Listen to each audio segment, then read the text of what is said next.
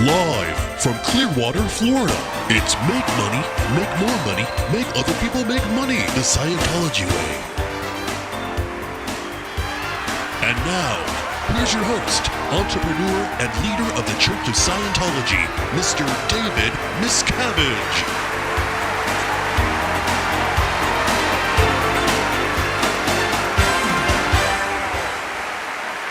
Well, thank you very much. And tonight is the event you've been waiting for. Put it under the heading of behind the scenes, or let's just call it a little of what it takes to bring Dianetics and Scientology to the world. That's where we are going tonight. What do you do? And here's the answer. You were looked at as to how many services we could get out of you, and how much money we could milk you for. Now, how could that occur? You basically make the person feel really, really bad about the condition they're in. You take their problems and you magnify them. You look at how that's going to affect them in the future, and you get the person into a state where they feel that their future is nothing unless they do something. And then you tell them that the only thing they can do is Scientology. That's not my idea. That's the LRH design. Take a look. People were persuaded to remortgage their homes, sell their homes, cash in the policies that were supposed to pay off their mortgages, borrow against their pensions, sell their family jewels, borrow from their families, sell their cars. Anything you can possibly imagine that a person could do to raise money, people were persuaded to do to pay into Scientology.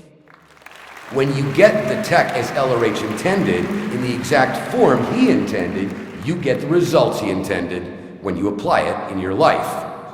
So let me show you. Nuclear physicist Adam Bird was milked for £34,000. He went to the Scientologists for help with dyslexia, but ended up borrowing from various different banks to buy courses.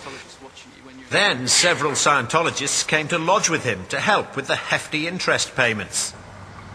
During this event, they took over my life. I had not intended to put lodges in my house. I now had lodges in my house with Scientologists, one of whom was quite high up in their command structure. To help pay again, another one of them had loaned my car and was supposedly paying me rent for it. I then didn't have any means of transport. Finucane says they charged $8,500 to his credit cards without permission. When they began phoning for more, he turned on his tape recorder. So basically, I don't even have enough money for that. Just to even get to the point where I can do my own thing. You have quite a bit, though, John. I mean, you know, but I don't think buying more is your problem. Your problem is your wife.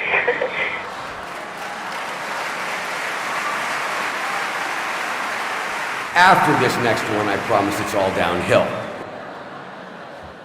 John Buchanan was a Scottish landscape gardener who worked in Germany. He piled up huge debts with several German banks to buy Scientology courses and materials. To escape his debts, he committed suicide.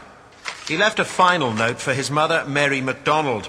He explained that he believed that he would come back to life and return to Scotland. For Scientology had taught John Buchanan to believe in reincarnation. It's simply because someone from the wrong side of the gene pool messed up the manuscript.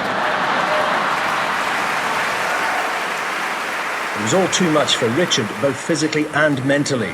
Richard borrowed £3,000 to pay for Scientology courses. Tony Clark and other Bournemouth mission officials wrote Richard several letters.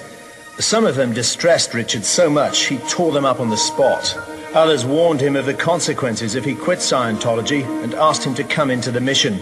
They phoned him 4 times a day, 5 times a day, for an hour each time on the phone. And while he was on the phone, he was shaking, he was a bit nervous, obviously frightened of something. Richard was anxious about the fact that he was wanting to leave Scientology, and he was concerned that they were not letting him leave and that they were threatening to print personal information about him. That was what he voiced to me. Much later that night, Richard parked his car by the Clifton Suspension Bridge in Bristol.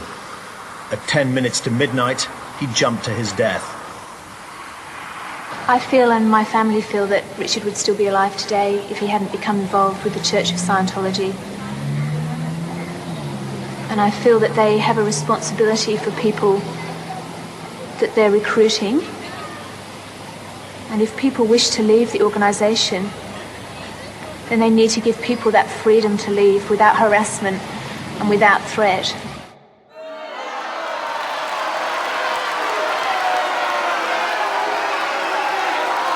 That's been an impossibility. And by the end of this evening's event, you'll know that to be a fact.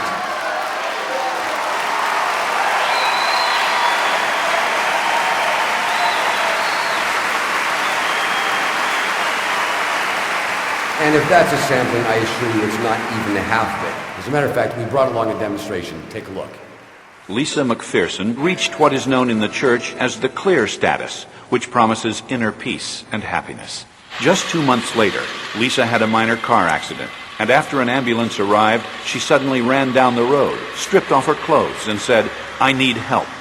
Paramedics took her to the hospital for observation. Several Scientologists suddenly appeared and persuaded her to return to the Fort Harrison. Her condition rapidly deteriorated. After 17 days, the Scientologists finally decided to take Lisa to a hospital. But the driver bypassed the closest hospital and didn't even stop at the next one or the one after that either. Instead, the Scientologists drove for 45 minutes to Newport Richey Hospital, where the emergency room doctor was a Scientologist.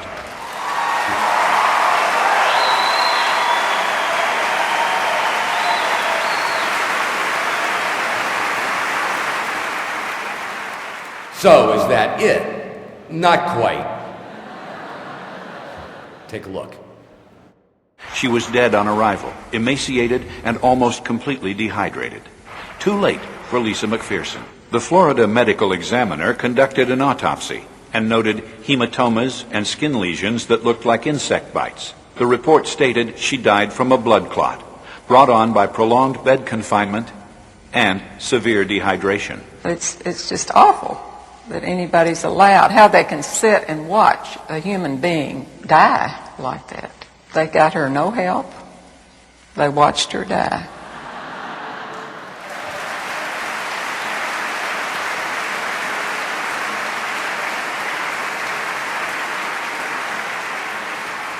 And even if you had a tinge of wonder about what that might entail financially, let me show you.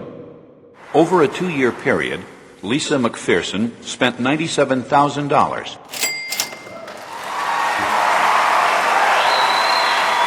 Okay.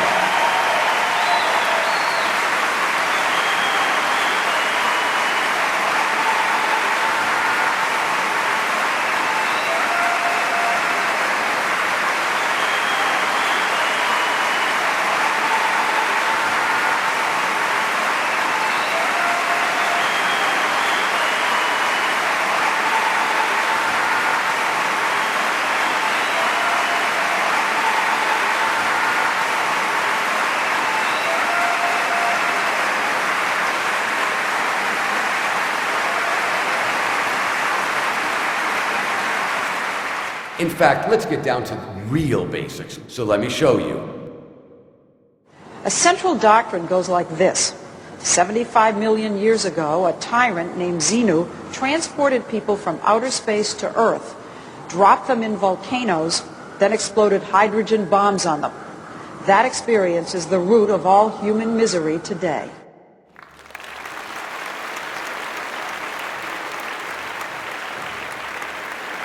Let's phrase it another way. You are stupid.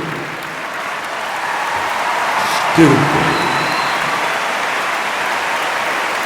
You now know why.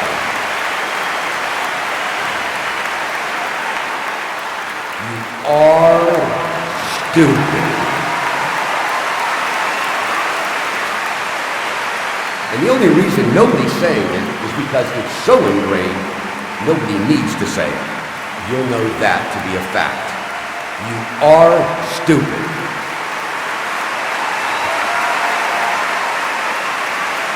Thank you very much for attending, and appropriately, I leave you with LRH.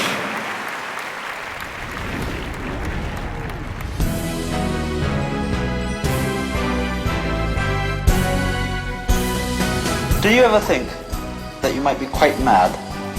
Oh, yes. The one man in the world who never believes he's mad is a madman. LRH, the bit.